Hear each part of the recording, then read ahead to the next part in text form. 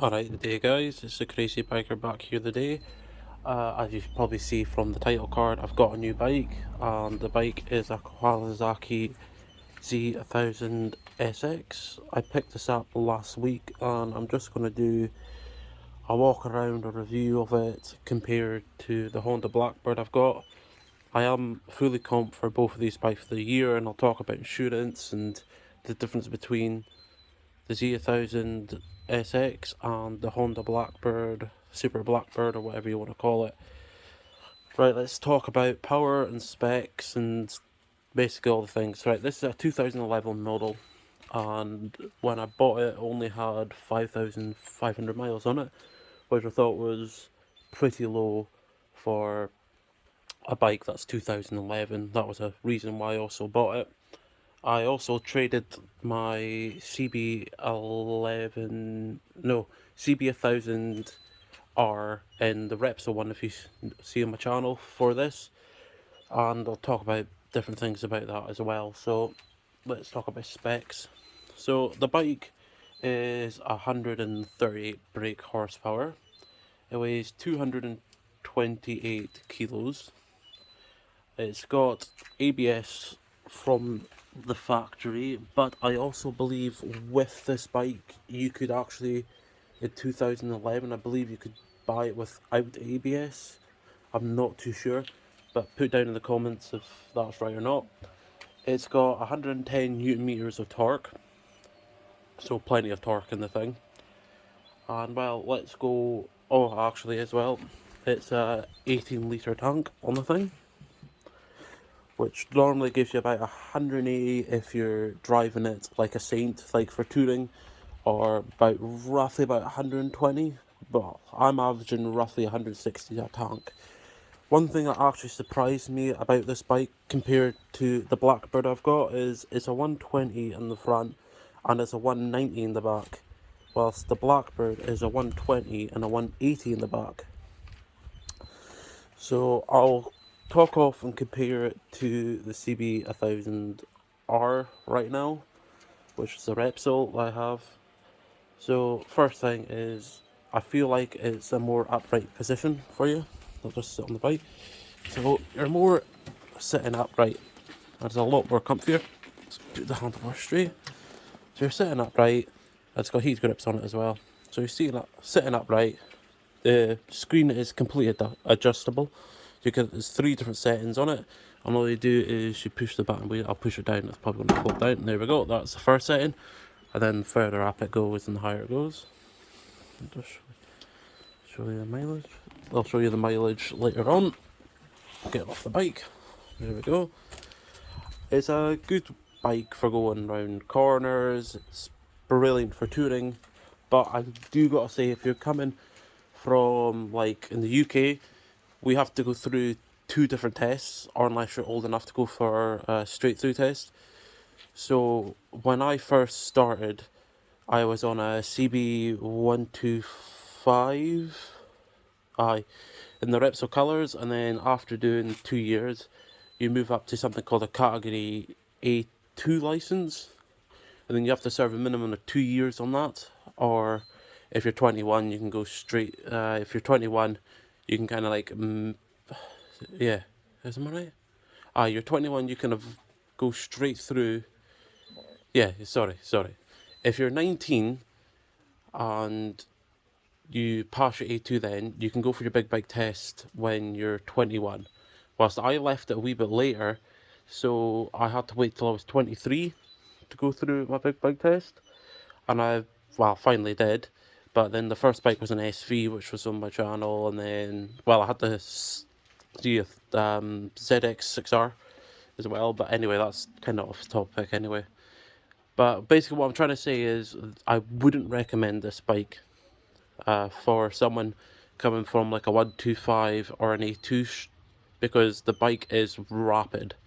Compared to the Blackbird I've got, this bike is I don't know how.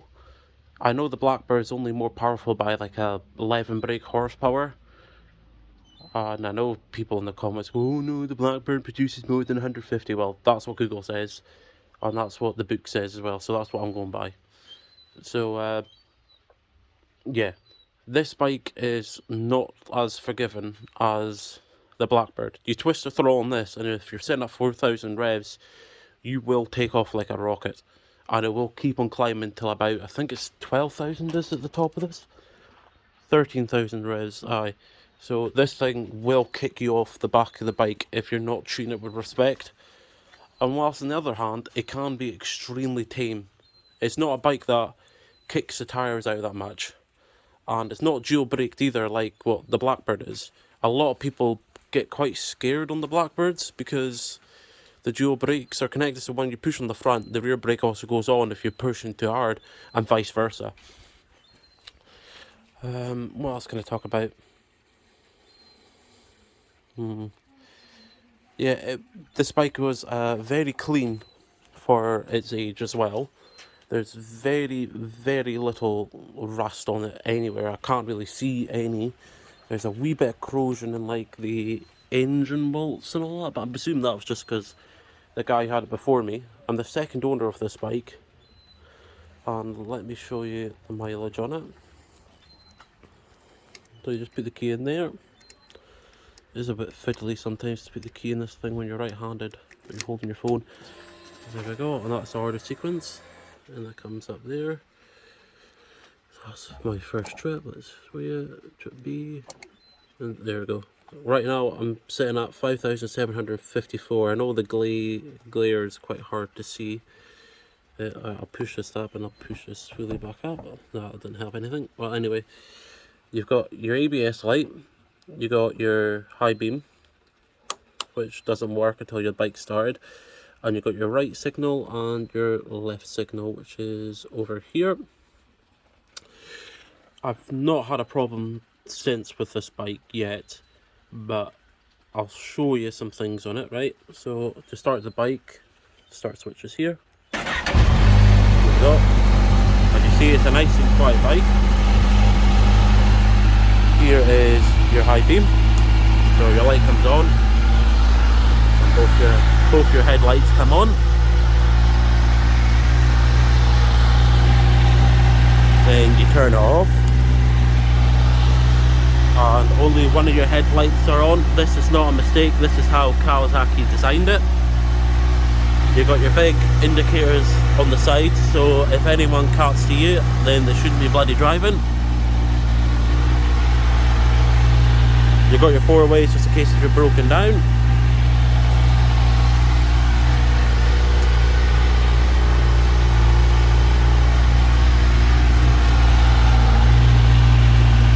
Your passing signals. And I'll give the bike a couple of revs for you guys to hear. This is the stock exhaust, slow.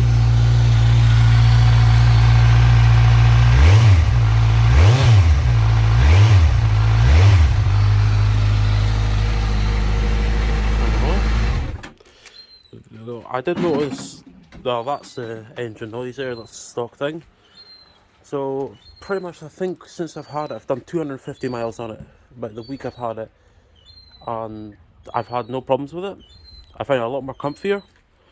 I can go further distance than I can with the Blackbird, but then you're talking two separate kind of sort of different bikes. The Blackbird was made in 2005, this was made in 2011. The Blackbird was claimed to be a sports tourer, but in my eyes, it's not really. Yes, it's comfy, but a lot of your weight is on the wrists. While this is different. Your weight's not on the wrist. Your weight's kind of more on your arse, if that makes sense to you guys. As I said, it's more upright than the Blackbird. Yes, the Blackbird is faster in a straight line, but I do think this thing could easily keep up with the Blackbird. I feel like this is a lot faster up to its top end than what the Blackbird would be, but that's just my thing. Another thing maybe to notice, but I didn't know until I filled up my tank, was this could be a common thing, but then it could just be my bike. I opened this up, and as you see, it was full. It was all rusty around here, and it was kind of like full of water or whatever. But then I noticed the drain pipe down there. don't know if you guys can see it. It's kind of right in there, that wee little kind of point to it right there. That was kind of clogged up with rust. But I cleaned it and it seemed to be fine after I did that. After I cleaned it, just a push to lock. So which bike would I probably recommend for a beginner? Yes, I'd probably say the Blackbird, but I would say no as well at the same time, because it is a pretty advanced bike. This, I think, is more advanced to drive than the Blackbird. If I was to lend this to someone who maybe have got a year on a 600 or that, I would probably lend them the Blackbird before I would lend them this. The Blackbird is a lot heavier with 250 kilos, but I feel like the Blackbird's more forgiving, because if you go into if you try and fucking power on with the Blackbird, it doesn't really start picking up till about 6,500 revs, and then it shoots off like a rocket. Whilst if you accidentally twitch your wrist with this thing, it goes. Sorry guys, the video cut off there, but I'm back. So basically this thing just absolute flies compared to the Blackbird. The Blackbird is obviously more forgiving, but if I'm saying if you just pass your test and you've got no experience with big bikes, whilst I kind of had bit experience because I used to do racing with them, and basically what I would say is probably your best bet is to go to a 600, or yeah, 600 or 750, something that's not mental quick, but something you could have a bit of fun on. There was a girl who we go out with club rides on, and she's got restricted right now on a ER 600, and long story short, she was able to keep playing with us when we were on our bigger bikes, and she's only had 45 brake horsepower, which was more than enough for her to keep on having some fun. I've had the CB500R, which I would highly recommend if you're stuck on an A2, because it's a nice big bike, and it's quite comfortable and forgiving as well. But that's all from me today, guys. I hope you guys will smash the like. Sorry that I haven't been uploading for a while. I'm kind of hoping I'm going to do some more, maybe ride along motor vlogs, maybe on the bikes. But if you guys can recommend any mics or anything like that, I've got a GoPro Hero 10 I've just bought, but I don't know about mounting and all that. So if you've got any suggestion, guys, please put it down in the comments and smash the like button, and I'll be back with you as soon as I can. Okay guys, see you later. Crazy Biker signing off.